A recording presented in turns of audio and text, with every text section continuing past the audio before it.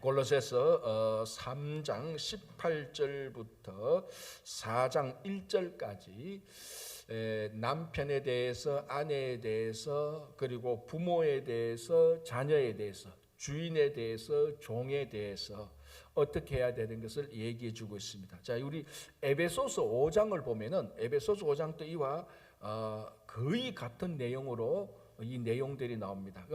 이 골로새서는 에베소서보다 약간 더 축약된 내용이 약간 더 줄어든 것인데요. 자, 이 내용을 똑같은 내용을 바울이 이번에는 골로새 교인들에게 전하고 그 이전은 에베소 교인에게 전했습니다. 근데 이 내용이 어디에 있는가 하면 이 편지를 쓰는데 위치 앞에 무슨 말을 하고, 그러니까 가정윤리죠. 가정에서 각 멤버들이, 가정의 구성원들이 어떻게 하라는 그런 가정윤리에 대해서 말하게 된 앞에 내용은 무엇인가 하면은 이 에베소서를 보면은 그 5장 이제 앞부분, 5장 이 부분이 나온 앞부분을 보면은 너희들이 빛의 자녀로 살고 하나님의 자녀로 살아라. 그러니까 우리 쉽게 말하자면 성도의 참된 성도가 된 사람들에게 말해주는 첫 번째 지켜야 될 그 공동체 윤리로서 말하는 것이 가정입니다. 자, 오늘 또 보면은 우리가 어제 본 것처럼 3장 10절 새 사람을 입었으니 이는 자기를 창조하시니 형상을 따라. 자, 그리고 12절 그러므로 너희는 하나님의 택하사 거룩하고 사랑받는 자처럼. 그리고 3장 15절 16절 그리스도의 평강이 너희 마음을 주장하게 하라. 3장 16절 그리스도의 말씀이 너희 속에 풍성히 거하게 하라. 이게 다 새로운 피조물이 된 사람에 관하여서 사도 바울이 권면을 했습니다. 자, 그리고 난 다음에 이제 또 가정에 대하여서 얘기를 합니다. 그러니까 에베소서에서 말하고 있는 이 패턴하고 골로새서에서 말하고 있는 패턴이 딱 같죠. 에베소서는 너희들이 빛의 자녀들이다. 그러면 빛의 자녀들이 가정에서 이런 것들을 지켜야 된다라고 그렇게 말하고, 골로새서에서는 너희들이 새로운 피조물이 아니냐. 그럼 너희들이 가정에서 이렇게 지켜라. 그러니까 한 성도가, 한 사람이 예수 그리스도를 믿어서 온전한 사람이 된 이 사람들에게, 이 성도들에게 바울은 공통적으로 에베소 교회나 이 골로새 교회의 가정 윤리에 대해서 얘기를 합니다. 아버지는 이렇게 행하고 그 자녀들은 이렇게, 그리고 아내는 이렇게, 남편은 이렇게, 그리고 이 가정에 이제 좀 보면 주인과 종이 있으니까 주인은 이렇게, 종은 이렇게 행하라. 그러니까 좀 더 우리 넓게 보면은 우리 한 사람의 성도가 올바르게 살아가는 가장 기본적인 공동체가 가정입니다. 가정에서는 자기 마음대로 살고, 가정에서는 정말 우리말로 하면 가정에서는 막 자기 진짜 흉폭한 행동을 하면서 밖에 나가서는 또 천사처럼 살고, 이거는 안 된다는 거죠. 일단 우리가 변화된 삶이 첫 번째로 이루어지는 공동체가 가정입니다. 그래서 네가 아비냐, 너가 아내냐, 너가 종이냐, 그러면 이렇게 하라라는 것입니다. 근데 내용은 사실은 에베소서에서 나온 내용하고 같은 것인데, 우리 다시 한번 더 간단하게 보겠습니다. 자, 18절 아내들아 남편에게 복종하라. 이는 주 안에서 마땅하니라. 자, 이제 요것만 딱 보면은 아내들은 굉장히 서운하죠.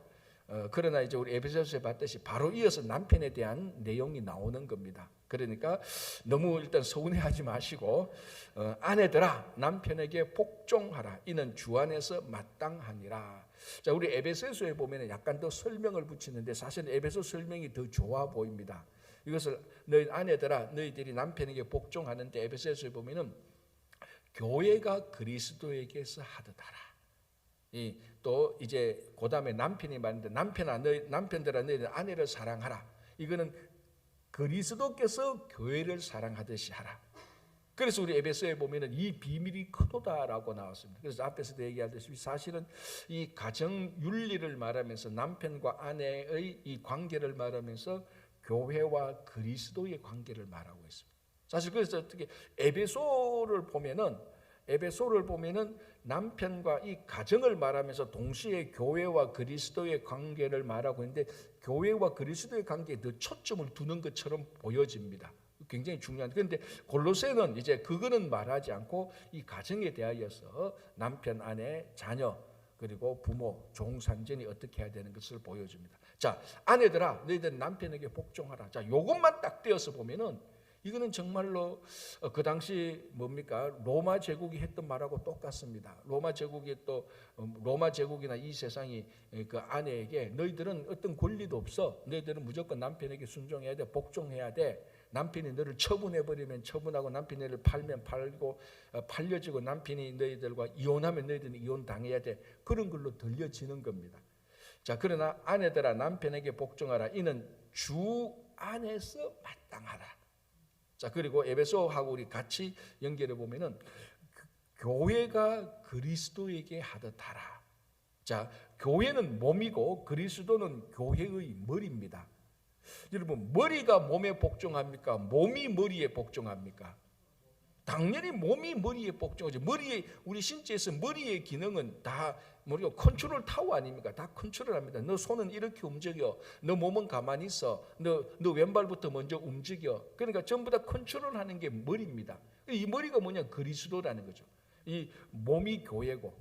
근데 이걸 이제 뒤바꾸면 안 돼. 몸이 머리를 주의하려고 하면 안 되는 겁니다. 그래서 간단하게 말씀드리면 교회가 그리스도에게 하듯, 즉 머리가 몸에게 하듯, 이제 이 말이죠.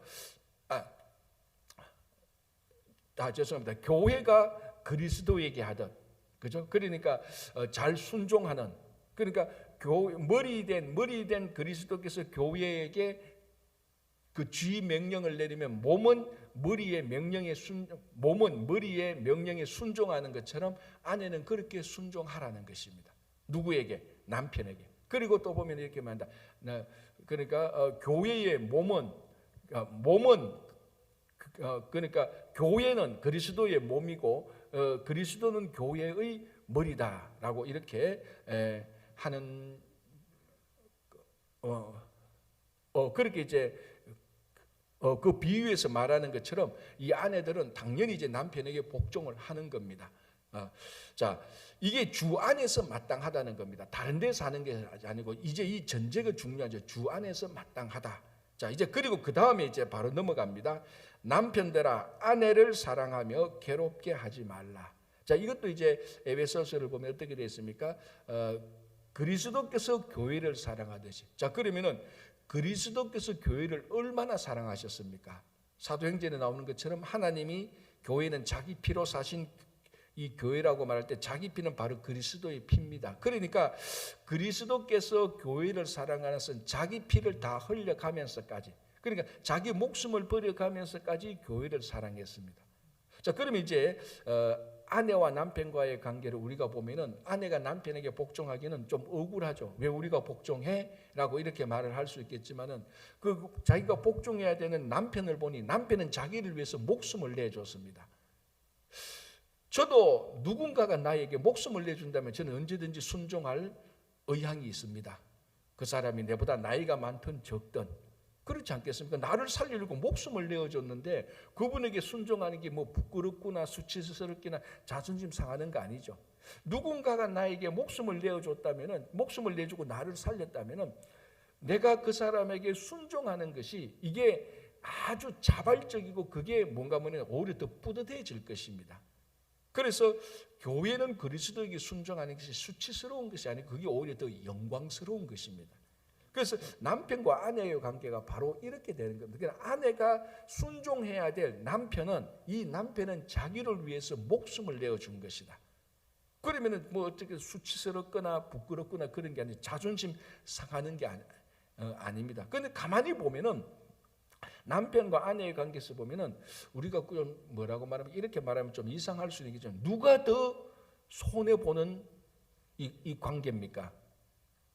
남편이 사실은 손해 보는 관계예요. 남편은 아내로서 목숨을 내야 되니까 아내는 뭡니까? 순종만 하면 돼요. 남편의 입장에서 차라리 아내가 더 낫겠다. 순종만 하면 돼요. 남편은 아내로서 목숨을 내놓아야 되니까. 그죠? 물론 이제 제가 이렇게 따지는 것은 어떻게 이제 논리적으로 따지면 여기에는 남편과 아내 사이는 그만큼 사랑과 신뢰 관계가 있다는 겁니다. 이게 중요한 거죠. 그래서 이 관계를 누가 뗄 수 있겠느냐? 이제 그게 바로 교회와 그리스도의 관계처럼 남편과 아내를 뗄 수 없는 결혼의 관계, 이 비밀이 커도다 했는 게 이제 에베소서에서 나오는 거죠. 그걸 이제 간략하게 이 골로새서에서는 남편과 아내의 관계를 말합니다. 그 남편은 아내를 지독히 사랑하고 아내는 남편에게 철저히 순종하고, 이 관계가 되면은 뭐 그게 뭐 상하 지배 계급이 아니지 않습니까? 사랑과 신뢰 관계가 되는 겁니다. 자, 이제 20절, 자녀들아 모든 일에 부모에게 순종하라. 이 주 안에서 기쁘게 하는 것이다. 자, 계속 지금 뭡니까? 주 안에서라는 대전제를 걸고 있습니다. 우리 에베소서에도 보면은 그 자녀들에게 주 안에서 부모를 공경하라라고 말합니다. 그렇게 가만히 보면은 가끔 어떤 부모들은 주 안이 아닌 주 밖에, 그러니까 이게 신앙적이 아닌 아주 세상적으로 자녀들을 대했던 경우가 참 많이 있습니다. 그죠? 자, 여러분 뭐 부모가 자녀를 사랑하는 것은 본능입니다. 본능. 그러나 본능임에도 부모가 자녀를 사랑하는 것이 본능임에도 불구하고 이 부모가 자녀들에게 시키는 일은 어떨 때는 선한 일이 아닐 수가 있습니다. 부모가 자녀를 사랑하는 것은 본능적인 사랑입니다. 그 본능적인 자녀를 사랑하는 것하고 부모가 자녀를 가리키는 것이나 부모가 자녀에게 어떤 일을 시키는 것은 비윤리적인 것이나 잘못된 것들이 충분히 있습니다. 우리 주변에 보면 그런 거 참 많죠. 부모가 자녀를 다 사랑합니다. 거기에는 이론의 여지가 없습니다. 그런데 가만히 옆에서 보면 부모가 자녀들에게 하는 말을 들어보면은 부모가 자녀를 저런 말을 하면 안 되지, 부모가 자녀들에게 저런 교육을 시키면 안 되지라는 그런 생각이 들 때가 참 많이 있습니다. 그러니까 그런 잘못된 부모의 교육을 받고 또 그 어른이 되면 또 잘못된 교육을 시키는 겁니다. 물론 잘못된 교육이지만 이 관계는 본능적인 부모의 사랑이 다 들어가 있습니다. 본능적인 부모의 사랑이 있다고 해서 올바른 교육을 시키는 것은 아니라는 겁니다. 이제 그게 여기에 들어가죠. 그래서 자녀들은 부모에게 순종할 때 부모의 잘못된 그거는 분별할 줄 알아라는 말하고 똑같은 겁니다. 그게 사실은. 부모가 잘못된 일을 시킬 때에, 물론 어릴 때는 그게 잘못된 줄 모릅니다. 그러나 이 자녀가 자라고 성숙해질 때는 우리 부모가 이런 말을 하고 이런 일을 하는구나, 이렇게 나를 교육시키구나. 그거는 부모가 나를 사랑함에도 불구하고 그것은 잘못된 거야. 그러면은 부모가 잘못된 것을 시킬 때 이 자녀들은 그걸 분별할 줄 알아야 되는 겁니다. 그러니까 우리가 부모를 성경은 말합니다. 물론 대부분의 부모들은 자녀들에게 바른 교육을 시키죠. 그러나 특별히 한국 사는 것 때문에 교육에 관련돼서 다른 자녀들과 경쟁하는 데 있어서는 부모들이 잘못 교육시키는 경우가 많습니다. 야, 너 무조건 네가 1등 해야 돼. 야, 너 쟤를 뭐 어떤 비도덕적인 방법을 써서라도 자녀들이 학교에서 1등 하기를 원하는 그런 방법, 그런 정신을 가리키는 부모들도 없잖아, 있더라고요. 그런 부모에게 그런 교육을 받을 때는 분별할 줄 알아라. 그게 바로 주 안에서 너희 부모를 공경하라는 거다. 주 안에서 너희 부모를 공경하는 특별한 한 가지 예가 되는 것입니다. 그렇죠? 자, 21절 보겠습니다. 아비들아 너희 자녀를 노엽게 하지 말지니 낙심할까 함이라. 자, 이제 전번에 한번 이와 좀 비슷한 설문지를 본 적이 있는데요. 자녀들에게 자기를 가장 힘들게 했던 사람들을 보면요, 딱 2가지 사람입니다. 한국에서 자기 같은 교실에 있는 자기 반 애들, 그리고 또 누군 줄 압니까? 자기 부모들. 부모가 왜 자녀를 힘들게 하는가 하면 이거는 특별히 한국적인 상황입니다. 아까 제가 조금 전에도 말씀드린 것처럼 입시적인 상황, 이런 상황에서 자녀가 공부 좀 못하면은 어떤 부모들은 막 거기에 화를 내고, 야, 뭐 옆집에 그 아파트 몇 동에 누구는 공부도 안 시켰는데 너보다 잘하던데 학원은 걔는 2개 가고 너는 5개 가는데도 왜 못 가? 이제 막 자녀들의 성적이 떨어지면 그에 대해서 막 화를 내거든요. 자, 그 얘기를 들었던 이 자녀들은 부모에 대해서 다시 또 반감도 생기고 낙심도 되고, 그런 한국적인 특별한 상황에서 설문지를 해보니까 자기를 힘들게 하는 사람은 자기 학교에 자기 같은 방, 자기 반 학생들, 그리고 자기 부모. 참 그걸 보고 제가 좀 생각이 든 게, 참 한국의 입시 제도에 있는 학생들이 참 서글프다. 가장 친해야 될 사람은 자기 부모하고 자기 학교의 자기 반 학생들 아닙니까? 가장 친하고 즐겁게 지내야 될 사람들이 가장 자기들을 힘들게 하고 낙심하는 구조가 되어버린 겁니다. 사회 구조가. 자, 오늘 자녀들아 아비들아 너희 자녀를 노엽게 하지 말라. 그리고 낙심할까 합니다. 이게 우리 이런 얘기 많이 듣습니다. 사실 교육적인 측면에서 보면은 자녀에게 일어나는 모든 일은 자녀의 문제가 아니고 누구의 문제라고요? 부모의 문제다. 그러니까 심지어는 극단적으로 이렇게 말합니다. 극단적이네. 자녀는 아무 문제가 없다. 모든 문제는 부모다. 저는 이 말에 대해서 전적으로 동의하는 것은 아니지만은 충분히 우리가 생각해 볼 말입니다. 자녀의 모든 문제는 다 부모의 문제다. 다는 아니지만은 그래도 여기에 달려있는 건 뭡니까? 결국 자녀의 일은 누구에게 달려있다고요? 부모에게 달려있다. 부모가 자녀를 낙심케 하고 노엽게 하니까 이 자녀들이 바르게 자랄 수가 없는 거죠. 자, 그래서 오늘 여기도 보십시오. 21절 22절 한번 보시기 바랍니다. 먼저 아비들아 자녀를 노엽게 아닙니다. 20절에 먼저 자녀들아 너희 부모에게 순종하는 것이 마땅하다 그러는 거, 그에 대응하는 걸로 아비들아 너희들은 자녀를 노엽게 하지 말라. 그리고 낙심할까 하노라 라고 얘기를 하고 있는 것입니다. 그래서 우리가 대체로 이제 한국의 이제 40대 50대는 부모인 동시에 자녀이기도 합니다. 그죠? 이제 새벽기도 나오신 많은 어르신들은 이제 자녀이기는 아니고 이제 부모인 경우도 많지만, 우리나라 이제 그 고령사회를 가니까 40대, 50대, 60대만 하더라도 부모인 동시에 자녀인 사람들도 참 많습니다. 그러니까 어떻게 보면은 이 규정을 보면은 자녀들로도 행해야 되고 부모들로도 행해야 되고 그런 이 가정 윤리가 우리들에게 주어지는 겁니다. 자, 이제 이 골로새서 3장의 이 가정 윤리에서 특별한 게 뭐냐면은 종에 대해서 명령이 제일 길다는 겁니다. 자, 아내, 남편, 그리고 부모, 자녀에 대해서 얘기를 했습니다. 이건 다 한 구절로 건데 종에 대해서는 22절, 23절, 24절, 25절까지입니다. 네 구절에 대해서 얘기합니다. 자, 한번 보겠습니다. 종들아 모든 일에 육신의 상전들에게 순종하되. 자, 이제 이 구절만 보면은 이 당시에 그 노예 제도가 있었지 않습니까? 로마, 지금 골로새도 이 골로새 도시도 그 로마 제국이 다스린 그런 도시니까, 어제 말씀드린 것처럼 이 로마 제국의 절반은 노예였습니다. 그만큼 이제 노예 제도가 잘 운영된 거죠. 잘 운영된 건데, 사실 노예 제도 자체는 우리가 성경적으로 보면 일체 바르지 않습니다. 하나님께서는 어떤 공동체에 노예 제도를 두는 것은 좋지 않죠. 바울이 그걸 몰랐을 리가 없습니다. 그런데 성경을 읽어보면 바울이 이 노예 제도에 대해서, 이 노예 제도는 우리를 억압하고 착취하는 구조니까 이걸 우리가 뒤집어 엎어야 됩니다. 그런 편지를 보낸 적은 한 번도 없습니다. 오히려 그 종들에게 종들에게 상전에게 순종하라고 말합니다. 어떻게 보면 좀 의용 같죠. 아니, 로마 제국의 편을 들어서, 다른 말로 좀 권력자의 편에 들어서, 아니면 주인의 편에 들어서 종들에게 잘 순종하라, 이렇게 말하는 거 보면 어떻게 보면 좀 마음이 좀 불편할 수가 있을 겁니다. 자, 일단 종들아 모든 일에 육신의 상전들에게 순종하되. 자, 거기서 잘 순종하는데 그 다음부터가 이제 중요하죠.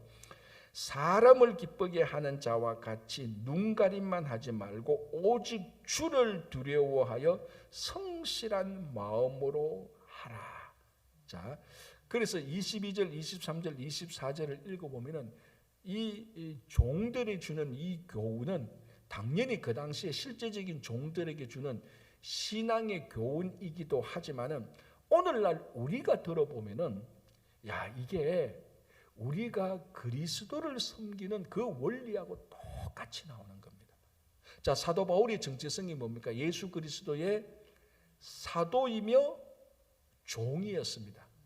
그래서 바울은 자기가 사도로서 무슨 일을 해야 되는지를 잘 알고 있음과 동시에 종으로서, 예수 그리스도의 종으로서 종이 어떻게 주인을 섬겨야 하는지도 잘 알고 있었던 사람입니다. 자, 여기서 이제 사도 바울이 말하는 이 종은 억압 착취 구조에서 노예로서의 그런 종이라기보다는 정말 신실한 종으로서 주인을 섬기는 것. 자, 이거는 노예제도의 억압 착취 구조가 아닙니다.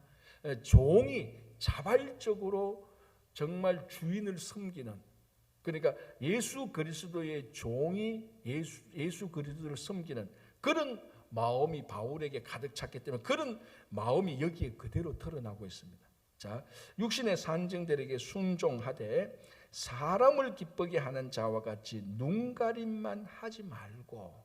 자, 이게 사실은 모든 종들에게도 해당되지만 모든 성도들에게 그대로 해당되는 것 아닙니까? 자, 우리가 신앙생활 할 때 특별히 체면 문화가 있는 우리 한국, 그리고 이 체면 문화, 수치 이런 문화는 사실은 이 유대인들에게도 그런 문화가 많았거든요. 그러니까 어떤 측면에서 보면 한국인의 문화하고 유대인의 문화가 닮은 점이 꽤 많이 있어요. 우리도 체면, 명예 이런 거 존중하게 여기는 것처럼 유대인들도 그런 거 굉장히 중요하게 여겼습니다. 그러니까 체면 문화가 좋은 것도 있고 나쁜 것도 있는데, 나쁜 거는 뭡니까? 체면을 차리라고 형식을 위주하고 사람의 눈치를 많이 보는 겁니다. 자, 오늘 바울이 말합니다. 사람을 기쁘게 하는 자와 같이 눈가림만 하지 말고. 너희 종이 주인을 섬기는데, 우리가 주님을 섬기는데 눈가림만 하지 말고, 사람이 내가 이렇게 자면 저 사람이 나를 잘한다고 칭찬하겠지. 자, 종이 주인을 섬기는데 종은 누구에게 칭찬을 받아야 됩니까? 주인에게 칭찬을 받아야 됩니다. 옆에 있는 다른 종들에게 칭찬받는 게 아니고. 근데 이 체면 문화로 들어가면은 우리는 주인에게는 속이려고 하고 다른 사람들에게 잘 보이려고 하는 겁니다. 여기 아주 이제 골치 아픈, 우리가 빨리 해결해야 되는 거죠. 사실은 반대죠. 사람들한테는 잘 보이려고 신경 안 써도 되지만 주인에게 잘 보여야 됩니다. 그런데 우리는 사람들에게 잘 보이려고 주인을 속이려고 하는, 눈가림만 하려고 하는 그런 신앙의 형태가 있다. 그리고 자꾸 사람 눈치를 보는 그런 걸 지금 그대로 얘기해 준다. 사람을 기쁘게 하는 자와 같이 눈가림만 하지 말고. 자, 이제 오직 주를 두려워하여. 체면 문화는 사람들을 두려워하죠. 사람들이 옆에서 수군수군 될까봐, 뒤에서 내 뒷담화 할까봐, 그게 걱정되고 염려되고 이제 노려져까지 하면 이제 그게 두려운 거죠. 특별히 이게 요즘 인터넷 시대에 들어와서는 이런 것들이 사람을 자살로 몰고 가기도 하고 극단적으로 몰고 가기도 합니다. 유명인들, 그죠? 뭐 우리들은 괜찮습니다. 우리들한테 뭐 우리 기사를 날 일도 없고 우리에게 누가 뭐 댓글 달 일도 없으면 괜찮은데, 좀 이제 이름이 있는 사람들 가면은 뭐 무슨 어떤 기사가 뜨면 거기에 댓글 달고 그러면 뭡니까? 그런 것들이 굉장히 사람들은 두려워하게 되는 거예요, 요즘 시대가. 그런데 오늘 이제 말합니다. 주를 두려워하라. 제가 늘 말하죠. 주님을 두려워하면은 사람을 두려워하지 않습니다. 우리가 사람을 두려워하는 이유는 진짜 주님을 두려워하지 않기 때문에 그러죠. 주님에게 자꾸 눈가림만 하려고 하는 것입니다. 진짜 우리가 진심으로 하나님을 두려워하면은 사람은 두렵지 않습니다. 그렇죠? 그래서 여기서 주를 두려워하여 성실한 마음으로. 종에게 있어서 제일 중요한 것은 신실함입니다. 신실함. 주인이 없어도 똑같은 일을 하는 거예요. 주인이 있어도 똑같은 일을 하는 겁니다. 신실한 마음이죠. 그러나 대부분의 사람들은, 대부분의 종들은 주인 있고 없고에 따라서 판이하게 다릅니다. 뭐 우리 교회인들 가운데서도 그렇고 그 주변에 그 비즈니스 하는 분들 하는 얘기가 100이면 100 다 공통적으로 이렇게 말합니다. 가게에 자기가 주인인데 주인이 있고 없고에 따라서 매상이 완전히 달라지죠. 그래서 저는 늘 얘기합니다. 진짜로 제가 그런 걸 보니까 진짜 가게를 가지고 오너면은 가게 붙어 있으라고 말을 합니다. 완전히 다른 거죠. 목회도 똑같더라고요. 그래서 저는 다른 데 안 가고 뭐 무조건 교회 붙어 있습니다. 물론 신방 가고 다른 데 갈 일 있으면 가지만은 이게 그게 신실함으로 같이 이어지는 겁니다. 종이 주인이 보든 안 보든 똑같은 일을 할 때 주인은 그 종을 완벽하게 신뢰할 수 있는 거죠. 그게 진짜 좋은 종입니다. 우리가 하나님 앞에, 그래서 우리가 이런 말을 합니다. 오해하면 된다. 하나님이 안 계시는 것처럼 하나님 앞에 서 있으라. 그렇게 말합니다. 이거는 그러니까 하나님이 나를 안 본다 할지라도, 안 보시는 분이 아니죠. 하나님은 무소부재하신 분이니까 하나님은 다 계시지만 그래도 하나님이 안 계신다 할지라도 하나님 앞에서 올바르게 행하는. 그래서 오직 주를 두려워하여 성실한 마음으로. 이게 종에 대한 가장 강력한 윤리이기도 하지만 우리가 주님을 섬기는 성도의 원리하고 똑같습니다. 그죠? 자, 보십시오. 그 다음에 무슨 일을 하든지 마음을 다하여 주께 하듯 하고 사람에게 하듯 하지 말라. 무슨 일을 하든지, 힘든 일이든지 그게 아주 작은 일이든지. 왜? 의외로 큰 일은 잘하는데 작은 일 못하는 사람도 있지 않습니까? 그러나 이 바울은 말하는 무슨 일을 하든지 마음을 다하여 주께 하듯 하고 사람에게 하듯 하지 말라. 자, 24절. 이는 기업의 상을 주께 받을 줄 아나니. 자, 종의 특징은 뭔가 하면요, 반드시 주인에게 보상이 있다는 겁니다. 그죠? 그래서 우리도 주님을 섬길 때 하늘에 보상이 있는 겁니다. 그죠? 물론 하나님께서 우리 각자의 삶에 간섭하셔서 우리가 이 땅에서도 그 일에 대한 보상을 받기도 하지만 궁극적인 보상은 하나님께서 하늘에서 준비해 놓으신 것입니다. 그죠? 정말로 그거를 믿는다면은 이 땅에서 보상이 없거나 이 땅에서 사람들이 알아주지 않는 것에 대한 서운함이 없는 것입니다. 그 믿음이 약하니까 이 땅에서 보상이 안 주어지고 이 땅에서 사람들이 알아주지 않으니까 서운하고 섭섭하고 나중에는 이게 미움이 되는 겁니다. 그죠? 자, 24절. 이는 기업의 상을 주께 받을 줄 아나니 너희는 주 그리스도를 섬기느니라. 자, 종들이 이 종에게 주인을 섬기듯이 주인에게 상전을 섬기는데 예수 그리스도를 섬기듯이 하라는 거예요. 자, 이런 종은요 주인보다 더 뛰어난 사람이에요. 가끔 가다 보면 그럴 때 있죠. 주인과 종의 관계 보는데 참 저 주인이 복되다. 왜? 저렇게 훌륭한 종을 가지고 있구나. 때로는 주인보다 종이 훨씬 더 뛰어날 수도 있습니다. 그런데 그런 구조를 가만히 보면요, 명령은 주인이 다 내리는데 이 명령의 내용을 보면 종의 영향을 받고 있어요. 그러니까 실제로 정말 뛰어난 종이 있는 그 집안은 주인의 마음속에 종이 하는 말을 기억한다고. 누가 움직입니까? 종이 움직여요. 물론 그런 종은 사실은 많지 않지만, 그러나 여기서 주 그리스도를 섬기다. 그러니까 그리스도를 섬기듯이 상전을 섬기는 이 종은 그 집의 주인과 같은 영향력을 끼치는 겁니다.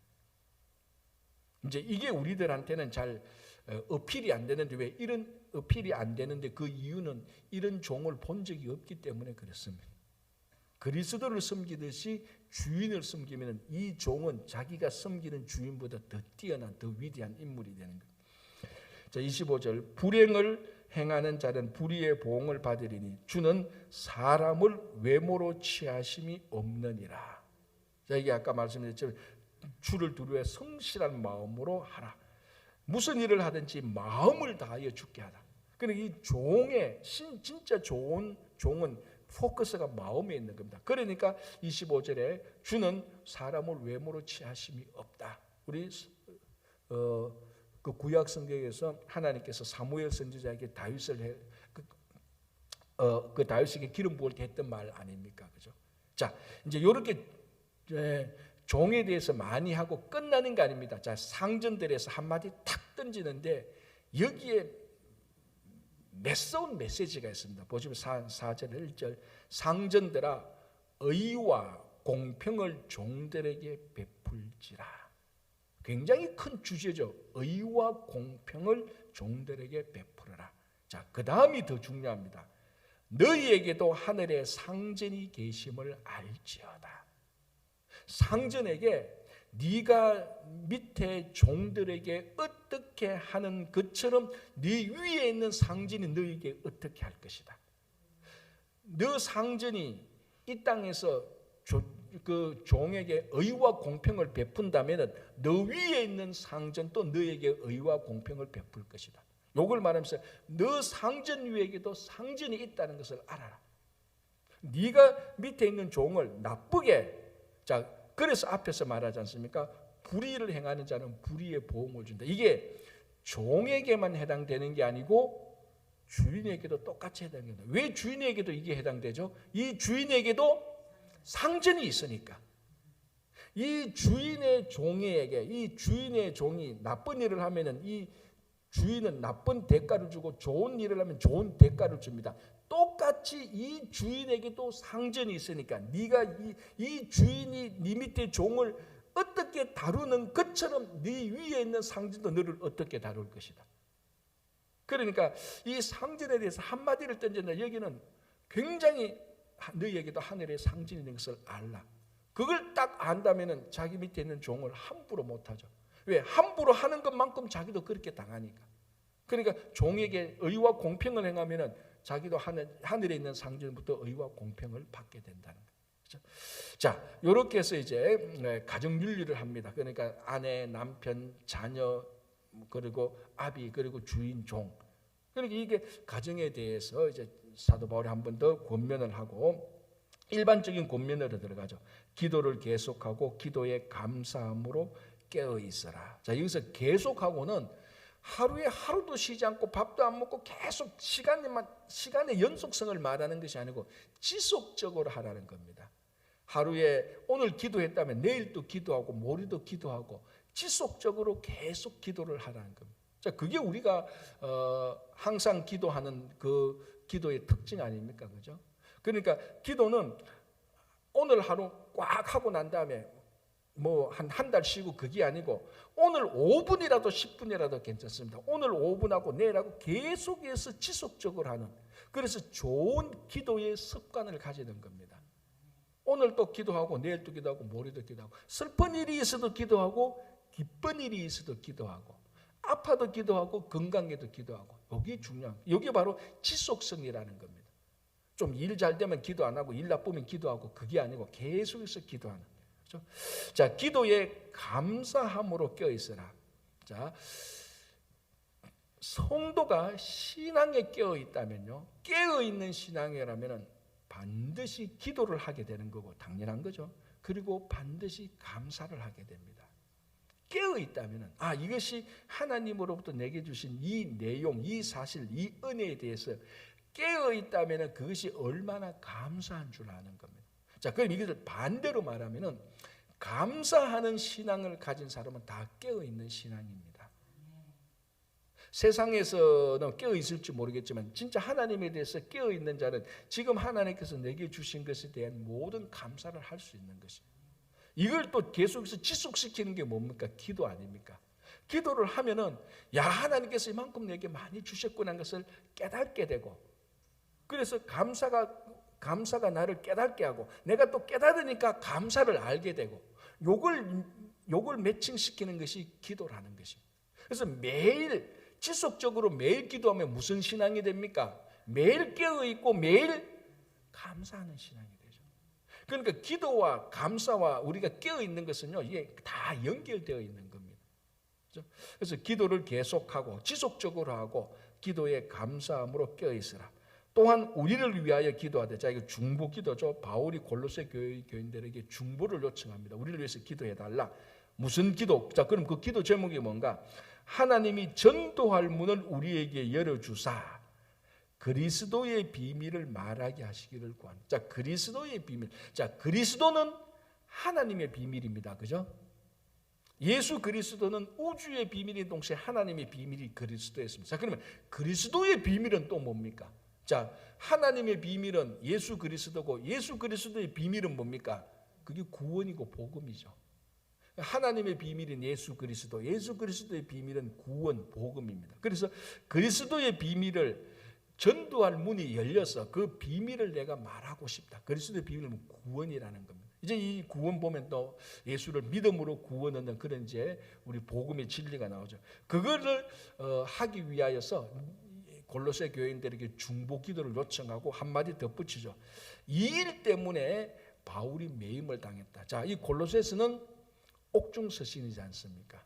바울이 골로새 교회 다니면서 내가 이 일 때문에, 그러니까 그리스도의 비밀을 전하는 일 때문에 감옥에 갇혀 있다라고 자신을 얘기하고 있는 것입니다. 자, 이제 같은 맥락으로 이렇게 말하고 있습니다. 그리하면 내가 마땅히 할 말로서 이 비밀을 나타내리라, 복음을 전하리라 말하고 같은 것이죠. 외인에 대하여서는 지혜로 행하여 세월을 아끼라. 다른 사람들, 그러니까 교회 밖에 세상 사람들에게 지혜를 행하여 세월을 아끼라. 이 세월을 아끼라는 것은 우리가 이미 앞에서 나와서 이 세월을 아끼서는 헛되이 우리에게 주어진 시간을 낭비하지 말고 그 모든 시간을 구원의 시간으로 만들라는 겁니다. 다 구원의, 하나님과의 관계의 시간을 만들라라고 얘기를 하는 겁니다. 자, 6절, 너희 말을 항상 은혜 가운데 소금으로 맛을 냄과 같이 하라. 자, 어떤 사람의 말은 들으면은 맛이 나는 말이 있고, 어떤 사람의 말은 들으면은 맛있는 음식도 망치는 사람의 말이 있습니다. 마치 이 4장 6절은 잠언에 나오는 말과 같습니다. 너희 말을 항상 은혜 가운데 소금으로 맛을 냄과 같이 하라. 그러니까 슬프고 울고 낙담된 사람에게 여러분들의 말 한마디가 그 사람의 삶을 다시 회복케 하는 그런 말이 돼야 됩니다. 이제 바울이 지혜의 말, 이 지혜의 말을 하는데, 우리가 정말로 밋밋한 음식, 맛없는 음식에 소금을 쳐서 그 음식이 맛있게 살리는 그런 우리가 말을 할 때 그 공동체는 또 좋아지는 겁니다. 그래서 오늘 다시 한번 우리가 이 사도 바울이 했던 이 말씀을 우리 삶 속에서 새기면, 먼저 가정에서부터 우리가 정말 그리스도의 자녀로 살아가는 그런 삶이 또 하루 이어지기를 간절히 바랍니다. 기도하겠습니다. 하나님 아버지, 감사합니다. 오늘 하루를 시작합니다. 오늘 또 아버지 하나님, 우리가 주님의 뜻대로 살아갈 수 있도록 주님 도와주시고, 아버지 하나님, 특별히 이제 이번 주간에 메모리얼 할러데이에서 많은 사람들이 이곳저곳으로 여행하게 되는데 그 여행길을 또 주님께서 보살펴 주시기를 간절히 원합니다.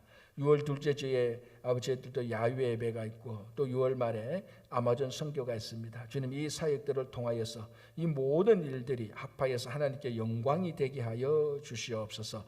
또 수고하는 손길들 위해 주님께서 복되게 하여 주시고, 오늘 또 우리 모든 가정과 자녀들, 교회의 어른들에게 영육간에 강건하도록 주님께서 붙들어 주시고, 지금 또 전쟁과 그리고 자연재해로 인하여서 고통 중에 있는 전 세계 모든 형제 자매들에게 주님의 위로와 주님의 인도하심이 함께하기를 간절히 바라옵고 원하오며 예수님의 이름으로 기도하옵나이다. 아멘.